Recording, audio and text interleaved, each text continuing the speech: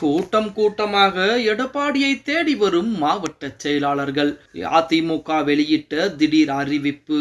நம்மளே அதிமுக தொண்டர்களாக இருந்தீங்க அப்படின்னா மறக்காம நம்ம சேனலை சப்ஸ்கிரைப் பண்ணிட்டு இந்த வீடியோக்கு ஒரு லைக் பண்ணிருங்க.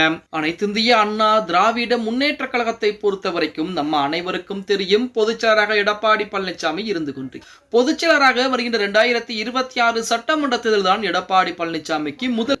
அந்த தேர்தலின் காரணமாக தற்சமயம் அதிமுகவின் சார்பாகவும் அதேபோல 2026 சட்டமன்ற தேர்தலை எதிர்கொள்வதற்காகவும் எடப்பாடி பழனிசாமி தீவிரமான வேலைப்பாடுகளை பார்த்தார். இப்படிப்பட்ட ஒரு சூழலில் மாவட்ட செயலாளர் கூட்டத்திற்கு எடப்பாடி பழனிசாமி அழைத்திருக்கிறாராம். அதிமுக பொதுச் செயலாளர் மற்றும் எதிர்க்கட்சி தலைவராக கூடிய எடப்பாடி பழனிசாமி அவர்கள் அவருடைய தலைமையிலே வருகின்ற நவம்பர் 2ஆம் தேதி மாவட்ட செயலாளர் கூட்டம் இருக்கிறது. பூத் கிளை கழகங்களை அமைப்பதற்கான நடவடிக்கைகளை முன்னெடுக்க இந்த கூட்டம் என்பது நடத்தப்படுகிறது. இதற்காக அதிகாரப்பூர்வமான அறிவிப்பை எடப்பாடி பழனிசாமி வெளியிட்டிருக்கிறார். அதில் அனைத்து இந்திய அண்ணா திராவிட முன்னேற்ற கழகத்தின் தலைமை கழகமான ராயப்பேட்டை அபேசன் சாலையில் உள்ள புரட்சி தலைவர் எம்ஜிஆர் மாளிகையில் 2/11/2020 ஞாயிற்றுக்கிழமை பிற்பகல் 2 மணிக்கு மாவட்ட வாரியாக நியமிக்கப்பட்டுள்ள பொறுப்பாளர்கள் கலந்து கொண்டு ஆலோசனை கூட்டம் நடைபெற இருக்கிறது. இந்த கூட்டத்திலே பூத் கமிட்டி அதேபோல கிளை கழகங்கள் அமைப்பது குறித்து முக்கிய ஆலோசனை இருக்கிறது. அனைத்து மாவட்ட பொறுப்பாளர்களும் தவறாமல் கலந்து கொள்ள வேண்டும் என எடப்பாடி தெரிவித்திருக்கிறார். எடப்பாடி பழனிசாமி தலைமையிலான இக்கூட்டம் கட்சியின் அமைப்பை வலுப்படுத்தும் நோக்கில் நடைபெறுவதால் அதிமுக வட்டாரங்களில் ஆர்வம் என்பது அதிகரித்திருக்கிறது கூட சொல்லலாம். அதாவது அதிமுகவை பொறுத்த வரைக்கும் வருகின்ற 2ஆம் தேதி மாவட்ட செயலாளர் கூட்டம் என்பது நடத்தப்பட இருக்கிறது.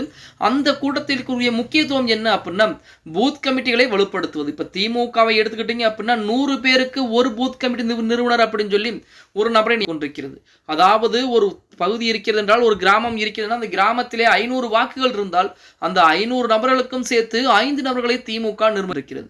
அப்படி சென்றால் மட்டும்தான் அங்க இருக்கக்கூடிய மக்களை கவர முடியும். அதன் மூலமாகத்தான் அதிமுக வெற்றி பெற முடியும் அப்படிங்கிறது எடப்பாடி பழனிசாமிக்கு நன்றாக தெரியும். அதன் காரணமாகத்தான் வருகின்ற 2ஆம் தேதி மாவட்ட செயலாளர் கூட்டத்திற்கு அழைப்பு விடுத்திருக்கிறார். அந்த கூட்டத்திற்கு அனைத்து மாவட்ட செயலாளர்களும், அதுவும் அதிமுகவின் சார்பாக நியமிக்கப்பட்ட மாவட்ட செயலாளர்கள் அதேபோல புதிதாக நியமிக்கப்பட்ட பொறுப்பாளர்கள் அனைவருமே தவறாமல் கலந்து கொள்ள வேண்டும் என அறிவிப்பு என்பது வெளியாகிறது.